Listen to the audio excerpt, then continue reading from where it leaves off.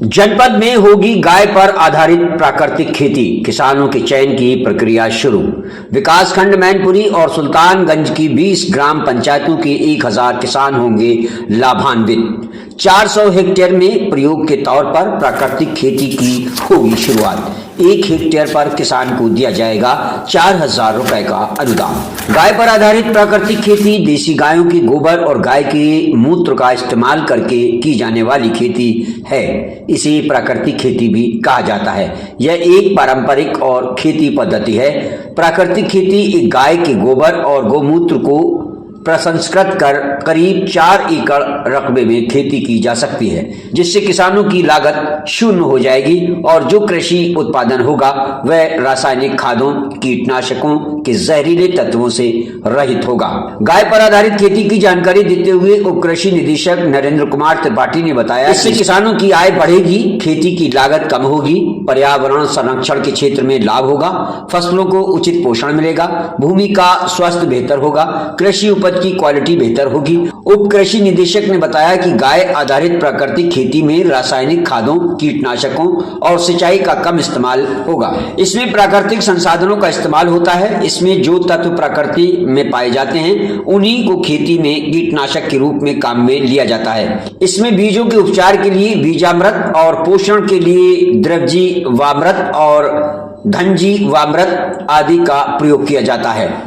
उन्होंने बताया कि गाय आधारित प्राकृतिक खेती को बढ़ावा देने के लिए सरकार किसानों को प्रोत्साहित करने के लिए 4000 रुपए प्रति एकड़ अनुदान देगी। जनपद में मैनपुरी और सुल्तानगंज विकासखंड के 20 ग्राम पंचायतों का चयन किया गया है, जिसके तहत 400 हेक्टेयर में प्राकृतिक खेती कराने का लक्ष्य निर्धारित किया गया है, जिससे 1000 किसान लाभान्वित होंगे। उप कृषि निदेशक ने बताया कि गाय पर आधारित प्राकृतिक खेती से किसानों को दोहरा लाभ होगा। एक तरफ जहाँ गाय की लुप्त प्राय देसी नस्ल का संरक्षण होगा तो दूसरी तरफ शून्य लागत में प्राकृतिक खेती कर अच्छा उत्पादन लेने का मौका मिलेगा। मैनपुरी से ब्यूरो चीफ राकेश रागी की रिपोर्ट। आधारित प्राकृतिक खेती की मैनपुरी की शुरुआत होने जा रही है। इस गौ आधारित प्राकृतिक खेती का उद्देश्य क्या है? देखिए, प्राकृतिक खेती प्राचीन काल में की जाती थी।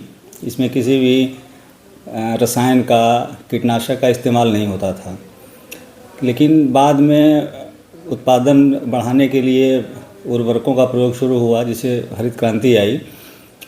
लेकिन उसके बाद इतना अंधाधुंध मात्रा में उर्वरक और कीटनाशक दवाओं का प्रयोग होने लगा कि इससे बहुत सारे स्वास्थ्य पर बुरे प्रभाव पड़ने शुरू हो गए। इसके लिए सरकार ने पहल की है कि पुनः गौ आधारित प्राकृतिक खेती शुरू की जाए। इसमें गाय पर आधारित, खास तौर पे देसी नस्ल की गाय होती है, उसके आधार पे खेती की जाती है।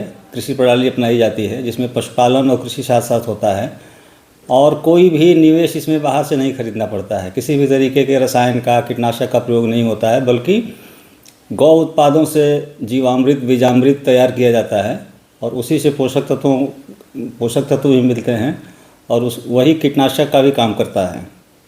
मैनपुरी जनपद में कैसे शुरुआत हो रही है?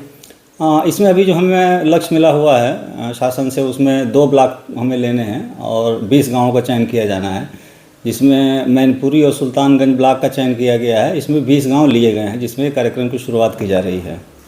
कितनी ज़मीन में कवर की जाएगी इसमें? कुल 1000 एकड़ में इस वर्ष में कराना है। इसमें जो किसान प्राकृतिक खेती करेंगे उनको 4000 रुपये प्रति एकड़ की दर से अनुदान दिया जाएगा और विभिन्न प्रकार के प्रशिक्षण के माध्यम से उनको प्रशिक्षित कराया जाएगा। इसमें जो गांव में कृषि सखियां हैं उनको भी मानदेय देने की व्यवस्था है। वो भी कृषकों को इसके बारे में जागरूक करेंगी। पहले वो ट्रेनिंग लेंगी, फिर कृषकों को इसके बारे में ट्रेन करके प्राकृतिक खेती कराएंगी। सर, इसमें किसानों का कितना लाभ होगा इससे? किसानों को जो विभाग अनुदान दे रहा है वो 4000 रुपये प्रति एकड़ के हिसाब से दिया जा रहा है, और मुख्य लाभ ये है कि जो भी उनकी लागत लगती थी रसायन के रूप में, कीटनाशक दवाओं के रूप में, उन्हें खरीदना नहीं पड़ेगा।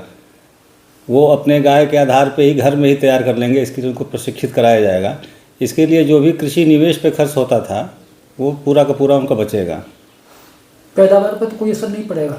नहीं, अभी जो इसमें चल रहा है, बाकी जगहों पे ये हो रही है, तो पैदावार में कोई खास इसमें कमी नहीं आ रही है। पैदावार भी वैज्ञानिकों का मानना है कि उतना होगा।